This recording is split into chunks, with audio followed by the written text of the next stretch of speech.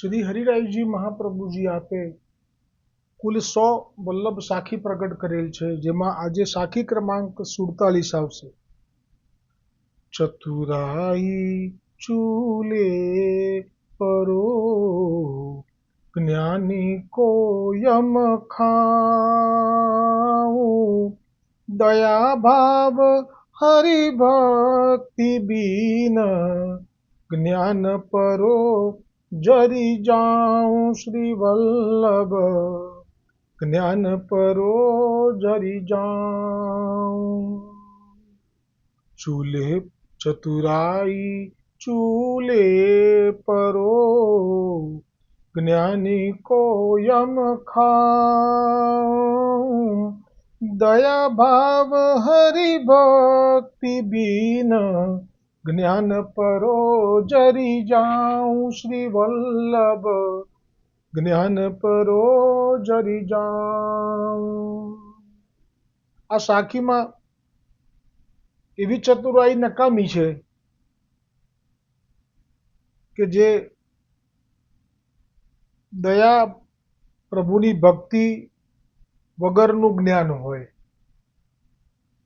અને એવી ચતુરાઈ તો ચૂલે પડો। ચૂલે એટલે જે જગ્યાએ રસોઈ સિદ્ધ કરવામાં આવે લાકડા અંગેથી પ્રજ્વલિત કરીને, એ ચૂલામાં પડો એટલે કે ચતુરાઈ બધી બાળી નાખવી જોઈએ।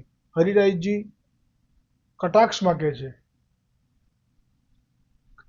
ચૂલે પરો ચતુરાઈ ચૂલે પરો જ્ઞાની કો યમ ખાઉં। ખરેખર તો કોઈ જ્ઞાનીને યમ ના ખાઈ શકે, પણ જે જ્ઞાનનો દંભ કરી રહ્યા છે એમને સંબોધીને હરિરાયજીએ કહ્યું કે જે જ્ઞાન માર્ગે ચાલવાનો દંભ કરી રહ્યા છે, કેમ કે અત્યારે કલિયુગ છે, એટલે અત્યારે જે બીજા માર્ગો છે કર્મ માર્ગ, જ્ઞાન માર્ગ, ઉપાસના માર્ગ એ પણ કઠણ થઈ ગયા છે। ભક્તિ માર્ગ એટલો સુલભ છે, એટલે આમાં વૈષ્ણવો કદાચ કોઈ એવા જ્ઞાન માર્ગ ઉપર ના સંઘમાં હોય અને આપને આ થોડો શ્રમ પડ્યો હોય એટલે આપણે આ કહ્યું હોય કે ચૂલે પરો ચતુરાઈ જ્ઞાની કો યમ ખાવું, એટલે એવા દંભી લોકોને તો યમ ખાઈ જાય તો સારું, કેમ કે એ લોકો પોતે તો બગાડ થયો છે પણ વૈષ્ણવોનો બગાડ કરે છે। દયા ભાવ હરિભક્તિ બિન, એટલે કે જેમનામાં દયા નથી। મેં હમણાં કહ્યો ને પ્રસંગ કે સુંદર કોને કહેવાય, જે પ્રસંગ ક્યાંથી મને પ્રાપ્ત થયો તો કે શ્રીમદ ભાગવતના મહાત્માની અંદર જે ગોકર્ણજી મહારાજ ખરા ને, એમણે જ્યારે કથા પૂરી કરીને તો પેલો ધુંધુકારી આટલા પાપ કરેલા કે જેણે બાળકોને રમાડવા માટે ખોળામાં લે અને કૂવામાં નાખી દે, આંધળા અને અપંગ લોકોને બહુ પીડા આપે, લોકોના ઘર સળગાવી દે, શિકાર કરે, મર્દાના હાથથી સ્પર્શ કરેલું ભોજન પણ કરી લે, શૌચ ક્રિયા વિહીન,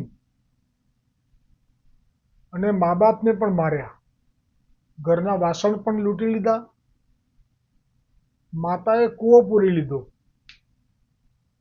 આટલા પાપ કર્યા છતાં અને પછી વેશ્યાઓને ઘરમાં રાખી, અને વેશ્યાઓને ધન માટે થઈને એવી ચોરી કરી લાવ્યો કે વેશ્યાઓ સમજી ગઈ કે કાલ ઉઠીને આ પકડાશે તો ધન જશે, એટલે આપણે એને જ મારી નાખો।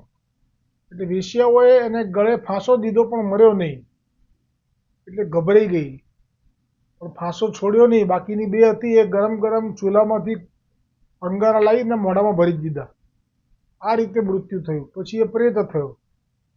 પછી એ ગોકર્ણજી મહારાજ જે મેં કહ્યું એમ એક સિદ્ધ મુનિએ ફળ આપેલું, એ ફળ એણે સ્ત્રી જે હતી એણે પોતે ન ખાઈ અને ગાયને ખવડાવેલું, એટલે ગાયના ગર્ભમાંથી એમનો જન્મ થયેલો, કેમ કે સિદ્ધે આપેલું ફળ હતું અભિમંત્રિત વેદ મંત્રથી, એટલે નિષ્ફળ ન ગયું। આ ભાગવતજીનો પ્રસંગ જે ગયો 2 દિવસ પહેલા એમાં હતું। અત્યારે આ વાત એટલા માટે લઉં છું કે દયા ભાવ લખ્યું છે ને, જે હરિભક્તિ દયા ભાવ વગરનો માણસ, એટલા આ વર્ણન કરું છું। અને તે વખતે આ જે ગાયના ગર્ભથી જન્મ્યા એમનું નામ છે ગોકર્ણ. કેમ ગોકર્ણ? ગો એટલે ગાય અને કર્ણ એટલે કાન. એમના કાન જે હતા આમ ઊભા, અને ગાયના કાન હોય, ગાયના મોટા હોય પણ આ સાઈઝમાં નાના, પણ બિલકુલ ગાયના કાન છે, નાના નાના બે બાજુ. એ સુંદર ના કહેવાય, પણ પ્રભુની દ્રષ્ટિએ આ સુંદર હતા. કેમ? તો કે એમનો જન્મ ગાયથી થયો. હવે એમણે સ્વીકારી લીધું કે આજ મારા માતા પિતા, કારણ કે લાલન પાલન એમણે કર્યું. એટલે એમણે જે પોતાનો આ જે ભાઈ છે, જેણે આવી રીતે આટલા પાપ કર્મો કર્યા અને પ્રેત થયો, અને છેવટે ગોકર્ણજી મહારાજ એના માર્ગમાં હતા, રસ્તામાં જાણ્યું કે આ મરી ગયો. એટલે એમના માટે થઈને એણે શ્રાદ્ધ કર્મ કર્યા ગયા તીર્થમાં જઈને, પણ તોય પણ એને મુક્તિ ના મળી. એ પાછા આવ્યા એટલે એણે પછી વિનંતી કરી કે મને પ્રેત પીડામાંથી મુક્ત કરો. તો આ કહે છે કે મેં તારા માટે શ્રાદ્ધ કર્યું છે ગયા જઈને, તોય તું મુક્ત ના થયો. તો કે મારા પાપ એટલા બધા છે, હું નહીં થઈ શકું. તો આ પણ વિચારમાં પડી ગયા કે હવે શું કરવું. પછી બીજે દિવસે બધા પંડિતોએ ભેગા થઈને બધા શાસ્ત્રો વેદ બધું ઉથલાયું, કંઈ મળ્યું નહીં. છેવટે ગોકર્ણજી એટલા સામર્થ્યવાન હતા, પૂર્વજન્મના તપસ્વી હતા, કે સૂર્યનારાયણ ભગવાનની ગતિ થંભાવીને વિનંતી કરીને પૂછ્યું, ત્યારે કહ્યું કે ભાગવત સપ્તાહ કરશો એ મુક્ત થઈ જશે. ભાગવત સપ્તાહ કરવા માટે એમણે એક બ્રાહ્મણને મુખ્ય યજમાન બનાવ્યો. સૌ લોકો શ્રવણ કરવા આવ્યા તુંગભદ્રા નદી કિનારે. અને ખરેખર 7મા દિવસે એનો દેહ અલૌકિક થયો, પ્રગટ થયો, અને કહેવા લાગ્યો કે આપે આ કથા શરૂ કરી અને મારા પાપ થથરવા લાગ્યા અને ચાલી ગયા, હું નિષ્પાપ થઈ ગયો. અને હજી આ વાક્ય પૂરું કરે છે ત્યાં તો ગોલોકથી વિમાનો આવ્યા અને એમને બેસાડ્યો. ત્યારે ગોકર્ણજીએ પૂછ્યું કે કેમ આ એકલાને બેસાડ્યો? કથા તો અમે બધાએ સાંભળી, અને અમે તો કંઈ પાપે નથી કર્યા, અને આણે તો આટલા પાપ કર્યા હતા, તો પણ એને તમે લઈ જાઓ છો ગોલોક. ત્યારે જે વાત કરી એ આ સુંદર કોણ છે, દયાભાવ કોને કેવો હોવો જોઈએ, એ એના પરથી સિદ્ધ થયું. તો એ પાર્ષદો પણ ભગવાનના પાર્ષદો હતા, ગોલોકપતિ શ્રી કૃષ્ણના, સામર્થ્યવાન હતા. એટલે કહ્યું કે તમારા માટે તો જો તમે એ ભાવથી કથા સાંભળશો, કારણ કે એને તો તાપ હતો, પ્રેત પીડાનો તાપ હતો, એમાંથી મુક્ત થવું હતું. એટલે એ શું કરતો, કથા સાંભળીને પછી સતત મનન કરતો એનું, એટલે એને સિદ્ધ થઈ ગઈ કથા.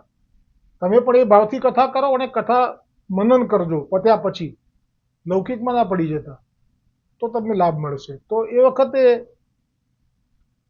ગોકર્ણજીએ કહ્યું, અને એમ કહ્યું કે હા, જો તમે એ રીતે કથા કરશો ને, તો ગોકર્ણ મહારાજ તમારા માટે તો સ્વયં શ્રી કૃષ્ણ આવશે તમને લેવા માટે. આ શબ્દો જે છે એની પાછળ છે દયાભાવ. કેમ કે આ જે ગોકર્ણ છે એમને શું લેવા દેવા છે આ પ્રેત જોડે?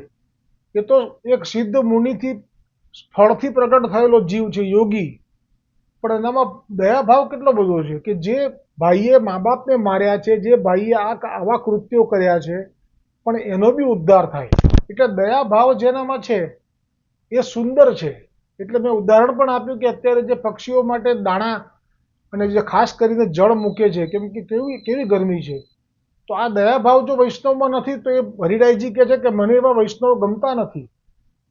એટલે હું તો એક વસ્તુ તમે હજી ઉમેરીને કહું, કારણ કે મને ફેસબુકમાંથી ક્યાંકથી મળી કે તરબૂચ આવે ને એના 3 ભાગ કરી નાખવાના, 2 ભાગ આગળ પાછળના અને એક વચ્ચેનો. કોઈ બી એક ભાગ મૂકી દેવાનો કુંડામાં. એ લોકો ખાય છે કારણ કે એમાં જળ હોય અને મીઠાશ પણ હોય, તરબૂચમાં નેચરલ સુગર હોય. એ લોકો તરત જ ઝાંપી આખા દિવસમાં એટલું લઈ લેશે. તો હું માનું છું કે આખા દિવસમાં એક ટુકડો મૂકો, 3 દિવસ ચાલે તરબૂચ. મોટું હોય તો 4 દિવસ ચાલે. હું તો કહું છું 6 ભાગે કરવા હોય તો કરાય, પણ આ પણ કરી જોજો. અત્યારે સમય છે, અવસર છે, પછી ચોમાસામાં કે શિયાળામાં કોઈ નહીં આવે.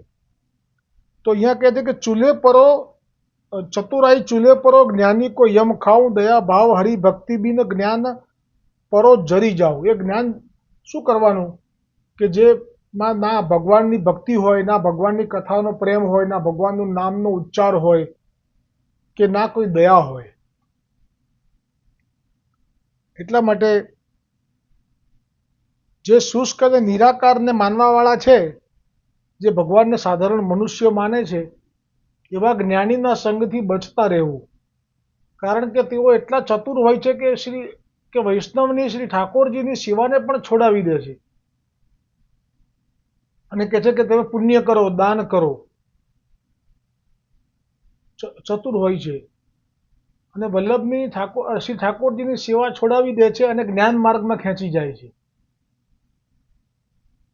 શ્રી વલ્લભમાં 84 સેવકો તથા શ્રી ગુસાઈજીના 252 સેવકોના સત્સંગ છોડાવી દઈને એવા ચતુરાઈપૂર્વક વચનો કહે છે કે જેથી તે વૈષ્ણવ પોતાનો ભાવનો નાશ કરી બેસે છે. તેથી શ્રી હરિરાયજી એવા જ્ઞાનીનો વિરોધ કરે છે કે જેનામાં દયા ભાવ નથી, હરિભક્તિ, પ્રભુ શ્રી કૃષ્ણ પ્રત્યે પ્રીતિ નથી, તેમનું જ્ઞાન તો પહેલેથી જ બળી ગયેલું જાણજો. એ સાથે આજનો આ સાખી ક્રમાંક 47 વિરામ પામ્યો. આવતીકાલે 48મી સાખી આવશે. હજી પણ વિસ્તારથી આમાં વર્ણન છે જે પોસ્ટ મૂકી છે તેમાં લાભ લઈ શકશો. શ્રી હરિરાયજી મહાપ્રભુજી કી જય હો.